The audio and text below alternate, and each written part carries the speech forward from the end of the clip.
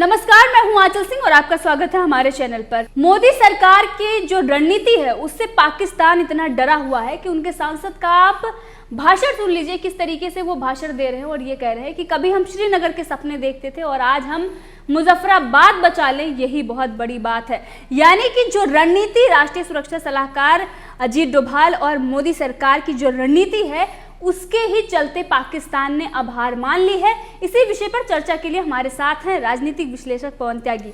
Sir, आपका स्वागत है हमारे चैनल पर। सर, पहला सवाल मेरा ये है आपसे कि पाकिस्तान जो कभी कश्मीर के लिए बहुत बयानबाजी करता था, लेकिन अगर देखें तो अंतर्राष्ट्रीय मंचों पर जिस तरीके से मात मिल रही है, और भारत जो कभी ये सोचता था कि इस पर पाकिस्तान क्या सोचेंगे, इस पर चाइना क्या सोचेगा, आज एक भारत है जो किसी के बारे में नहीं सोच रहा, किसी की बातें नहीं सुन रहा, जो उसे करना है, जो उसके हित में है वही कर रहा है। क्या इससे पाकिस्तान को पता चल गया है कि अब वो कश्मीर नहीं, पीओके जिस पर भारत ने पहले ही कह दिया था कि वो हमारा अभिन्न हिस्सा है और हम लेकर रहेंगे, अब उसे ये पता चल गया है कि पीओके जाने वाला है, क्योंकि एक रणनीति बन चुकी है। क्या कहेंगे आप इस पर? पीओके के बारे में जो ये बयान पीओके के जो सांसद हैं फजलुर रहमान, ये इनका जो बयान है ये वास्तव में बहुत ही महत्वपूर्ण है और ऐसे समय में आया है कि जब भारत अपनी तैयारी पीओके को भारत में मिलाने के लिए कर रहा है। ऐसे समय में इन्होंने पाकिस्तान के प्रधानमंत्री इमरान खान को आईना दिखाया है कि तुम तो बात करते थे कि हम श्रीनगर में जाएंगे, श्रीनगर पाकिस्तान में मिलाएंगे, तो उन्हें एक तरह से आईना दिखाया है कि तुम जो है मुजफ्फराबाद ही बचा लो। अब तुम मुजफ्फराबाद भी नहीं बचा पाओगे, मुजफ्फराबाद भी अब कुछ दिन में भारत में मिलने वाला है। तो जब वहाँ का सांसद इस तरह की बातें कर रहे हैं, और कौन है ये फजलुर रहमान? ये वो व्यक्ति है जिन्होंने अभी पिछले ही दिनों इन्होंने पाकिस्तान की सरकार को हिला दिया था। जब इन्होंने आज़ादी मार्च निकाला और आज़ादी मार्च निकालने के नाम पर लाखों लोगों को लेकर के ये चले इस्लामाबाद की तरफ, तो पाकिस्तान की पूरी सरकार हिल गई थी और इनकी बड़ी मान मनव्वल के बाद इनको वापस कराया गया। आज ऐसा नेता अगर कोई बयानबाजी करता है इस तरह की, वो इमरान खान को आईना दिखाने का काम कर रहा है, उससे समझा जा सकता है कि अब पाकिस्तान के राजनीतिक लोग और पाकिस्तान की जनता इस बात को समझने लगी है कि अब भारत की ये जो यात्रा है कि उसका जो अभिन्न अंग है उसको वापस भारत में लेना, पीओके और अक्साई चीन को वापस लेना, ये जो मोदी जी की कूटनीतिक इस समय योजना चल रही है जिसमें अजीत डोभाल जी का बहुत बड़ा रोल रहा है, अभी उस रोल के तहत ही पीओके में जोरदार प्रदर्शन चल रहा है, वहाँ विरोध प्रदर्शन हो रहा है, सी पैक का काफ़ी विरोध हो रहा है। और उसी के चलते आपको बताऊं कि अमेरिका के दूतावास पर भी जो सिंध हैं, बलूच हैं, पख्तून हैं, गिलगिट बाल्टिस्तान के जो व्यक्ति हैं, गिलगिट बाल्टिस्तान के जो व्यक्ति हैं बल्टिस्तान के, उन लोगों ने पाकिस्तान उच्चायुक्त के सामने अमेरिका में वहाँ प्रदर्शन जोरदार किया है। काफ़ी लोग इकट्ठे हुए और ऐसे समय में जबकि वहाँ अमेरिका में चुनाव होने वाले हैं, वो एक तरह से दिखाना चाहते हैं कि हम जितने लोग हैं हमारे ऊपर अत्याचार हो रहा है। पाकिस्तान के बारे में आप हमेशा अमेरिका में भी कई बार कहते रहे हैं कि जी जम्मू और कश्मीर की बातें करता रहा है, ह्यूमन राइट्स की बात पाकिस्तान करता रहा है। ऐसे समय में दुनिया का ध्यान इस तरफ आकर्षित करने के लिए कि आप देखिए पीओके में क्या हो रहा है, बलूच के साथ क्या हो रहा है, आप देखिए बलूच के साथ क्या हो रहा है। तो जो उनको कराची के एक शिक्षक हैं, शिक्षक और विद्वान हैं सारंग जोयो, उनको कराची से उनके घर से उठा लिया गया। क्यों? क्योंकि वो पीओके में हो रहे अत्याचारों को लेकर के उन्होंने विरोध प्रकट किया था और राष्ट्रपति का जो पुरस्कार था उनको उनकी लेखों के ऊपर मिल रहा था, वो उन्होंने लेने से मना कर दिया कि भाई पाकिस्तान में आप बलूचों के ऊपर, पीओके के जो हैं लोग पख्तून हैं उनके ऊपर और सिंध में अत्याचार कर रहे हैं आपके सरकार के लोग जो हैं, और उसके विरोध में किया तो उनको घर से उठा लिया गया जिनका अभी तक पता नहीं है।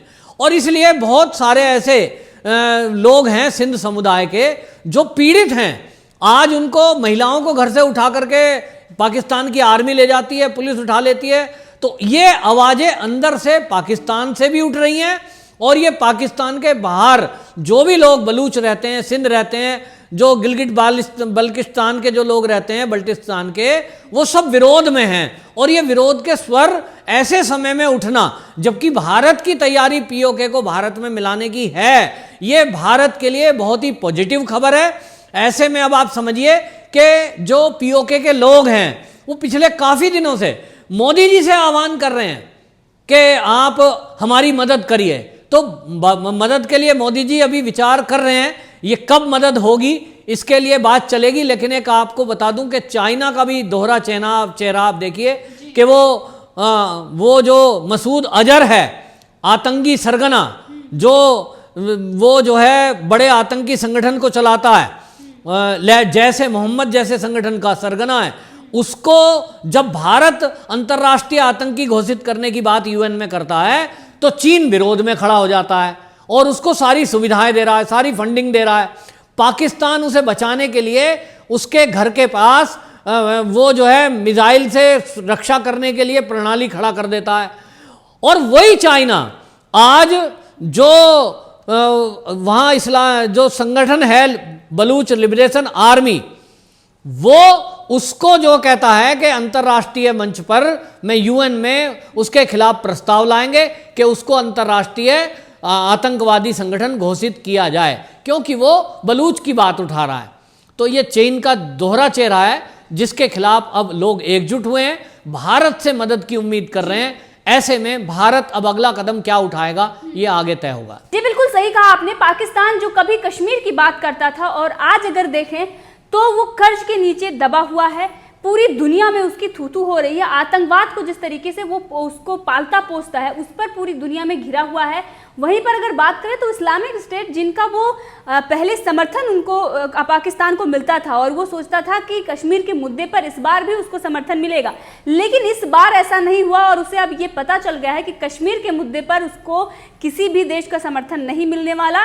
ज़्यादातर देश भारत के साथ खड़े हुए हैं, एक आधा देश है जो उसके साथ खड़े हुए हैं, टर्की और चाइना जैसे देश हैं जो इस वक्त उसको समर्थन दे रहे हैं। अब ये बात पाकिस्तान को पता चल गई है, क्या इसी के चलते उसने हार मान ली? क्योंकि उसको लग रहा है कि जो रणनीति है मोदी सरकार की, उसके आगे उसकी नहीं चलने वाली, और इसीलिए अब वो पाकिस्तान जो कश्मीर की बात करता था, कश्मीर के सपने देखता, आज वो पीओके को बचाने में जुटा हुआ है, क्योंकि उसकी आर्मी चाइना की मदद ली है उसने, चाइना की भी आर्मी उसकी सुरक्षा कर रही है। क्या कहेंगे आप इसको लेकर? देखिए, पीओके को लेकर मोदी सरकार की बिल्कुल स्पष्ट नीति है कि पीओके भारत का अभिन्न अंग है, हम उसको लेके रहेंगे।